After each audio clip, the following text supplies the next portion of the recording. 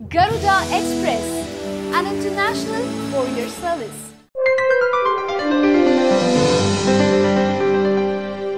తెలంగాణ రాష్ట్ర అధికార పక్షం టీఆర్ఎస్ ప్రతిష్టాత్మకంగా నిర్వహించిన ప్రగతి నివేదన సభ గ్రాండ్ సక్సెస్ అయింది. మండే ఎండల్లో భారీ సభను నిర్వహించడం అంటే అంత చిన్న విషయమైతే కాదు. అయితే ముందు నుంచి గులాబీ దళం చెప్తున్న రీతిలో 15 లక్షల స్థాయిలో జనాలు రానప్పటికీ భారీగానే జనాలు రావటం మాత్రం గొప్పేనని చెప్పాలి.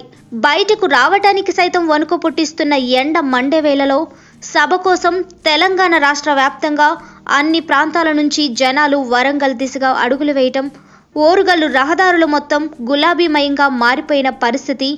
ఇంతటి భారీ బహిరంగ సభలో తెలంగాణ రాష్ట్ర ముఖ్యమంత్రి కేసీఆర్ రాజకీయ వారసుడిగా చెప్పుకునే ఆయన కుమారుడు రాష్ట్ర మంత్రి కేటీఆర్ మిస్సింగ్ అవటం కాసేపు కలకలం రేపింది. ప్రముఖుల ఉత్తేజపూరిత ప్రసంగాలు, భారీ బహిరంగ సభతో పాటు భారీతనానికి తగ్గట్లుగా జనాలు పెద్ద ఎత్తున పోటెత్తడం తెలిసిందే. టీఆర్ఎస్ 16వ ఆవిర్భావ దినోత్సవాన్ని పురస్కరించుకొని ఏర్పాటు చేసిన ఈ సభలో ఒక వ్యవహారం అందరి దృష్టిని విపరీతంగా ఆకర్షించింది.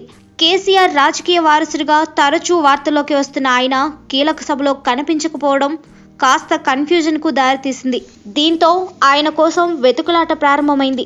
సభలో కీలక పరిణామాలు ఒక్కొక్కటి పూర్తి అవుతున్నా కేటీఆర్ కనిపించకపోవడంతో గులాబీ శ్రేణుల్లో ఆయన కోసం పలు మార్గాల్లో వెతకడం షురూ చేయడంతో కేటీఆర్ ఆచూకీ లభించింది.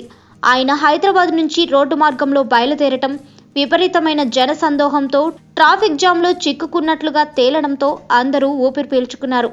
ముఖ్యమంత్రి కేసీఆర్ మాట్లాడుతున్న సమయానికి వేదిక వద్దకు చేరుకున్నారు కేటీఆర్ మాదిరే మరో కీలక మంత్రి ఈటెల రాజేందర్ సైతం ట్రాఫిక్ చిక్కుల్లో చిక్కుకున్నారు.